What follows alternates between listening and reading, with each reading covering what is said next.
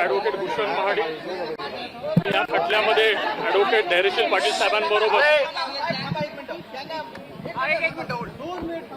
अरे हो ऐका सर बोलत सुरू करा ते असं पाच या खटल्यामध्ये सुरुवातीपासून ॲडव्होकेट धैर्यशील पाटील साहेबांबरोबर मी काम केलेलं आहे, पाहिलेलं आहे आणि न्यायालयाने या निर्णयाने एक पूर्णतः या प्रत्येक या प्रश्नावरती उत्तर दिलेलं आहे की हे पूर्ण प्रकरण जे आहे ते तथाकथित आहे आणि खोटं घडवण्यात आलेलं आहे। त्यामुळे न्यायालयाने आज जो निकाल दिलेला आहे तो सर्व साक्ष पुराव्याच्या आधारे दिलेला आहे, तो सर्व गोष्टीचं संकलन करून दिलेलं आहे आणि मुख्यतः हा गुन्हा जो करण्यात आला त्या गुन्ह्याचे खरे जे सूत्रधार आहेत त्यांना बाजूला ठेवून राजकीय दृष्टी डॉक्टर साहेबांना त्रास देण्यासाठी हा यंत्रणेचा वापर करून राजकीय लोकांनी वापर करून हा खोटा खटला दाखल केला। नेमका कोर्टाने आज काय काय टिप्पणी केली, काय काय सांगितलं थोडक्यात सांगा ना। माननीय न्यायालयाने प्रखरपणे सांगितलं की हा माफीचा साक्षीदार जो आहे पारसमल जैन ह्याच्यावरती कुठल्याही प्रकारे साक्ष ठेवता येत नाही, ह्याच्यामध्ये गोवण्यात आलेलं आहे, ह्याच्याकडनं साक्ष करण्यात घेतली आहे आणि वेळोवेळी आपल्या तथाकथित कहाण्या हे बदलत आलेलं आहे। प्रथमतः तो वेगळी कहाणी सांगतो, त्यांनी एवढंही क्लिअरली सांगितलं की मला 2009 मध्ये मला राकेश मारियाच्या सांगण्यावरनं आणि क्राईम ब्रांचच्या अधिकाऱ्यांनी खोट्या गुन्ह्यामध्ये मला गोवलं, त्याच्यामध्ये माझी बेदम मारहाण केली, मला टॉर्चर करण्यात आलं आणि त्या अनुषंगाने नंतर जेव्हा मी ह्याचा कबुली जबाब दिला किंवा मी ह्या गुन्ह्यामध्ये माझ्या कटाचा कबुली हे केलं त्यावेळी मला सगळ्या दृष्टिकोनातून माझी हे करण्यात आली असं त्यांनी प्रखरपणे सांगितलेलं आहे।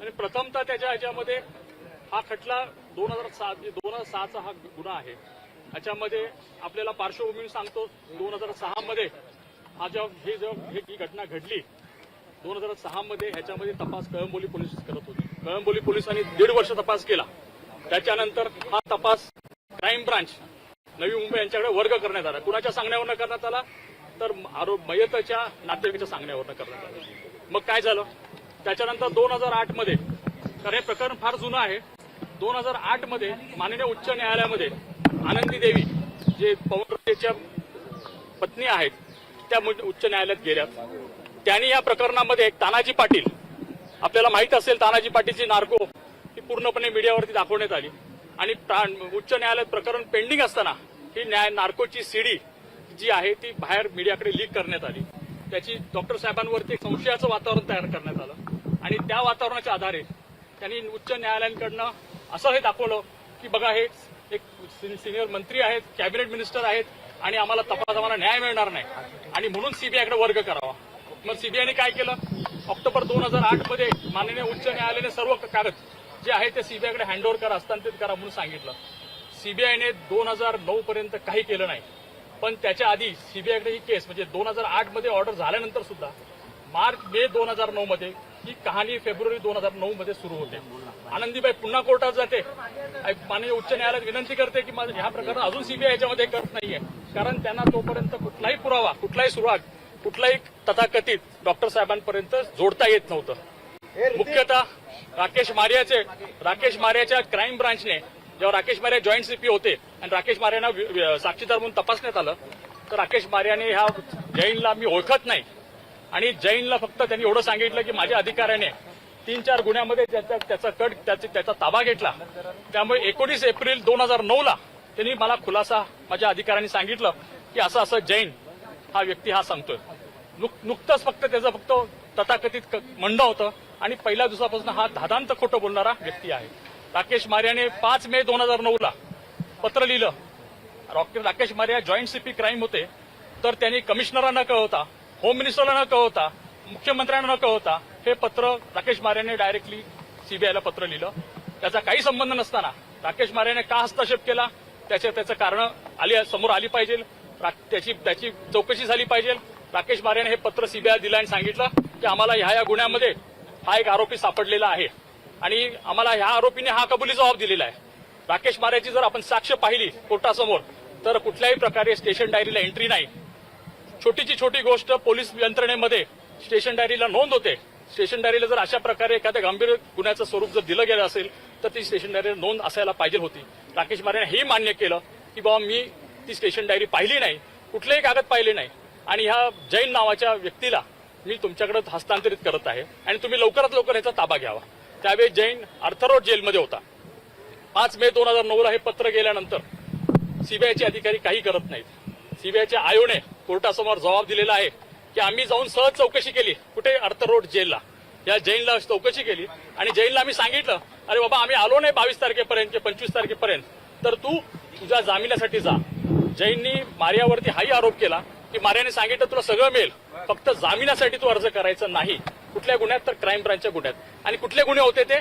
पाकिटमारचे, चोरीचे, खोट्या वेपनचे, असे काही गुन्हे त्यांनी दाखवले होते फक्त त्याचा ताबा ठेवण्यासाठी.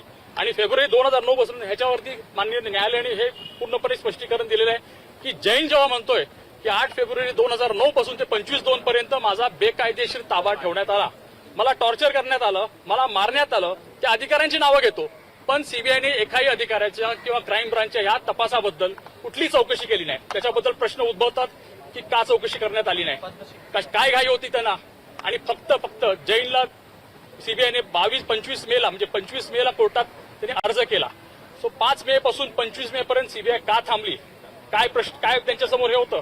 25 मेला कोर्टात, पनवेलच्या कोर्टात ताबा घेतला आणि 27 मेला त्यांना ताबा मिळाला अर्थरोड जेलमधनं आणि मग त्याला 29 मेला न्यायालयासमोर नेलं.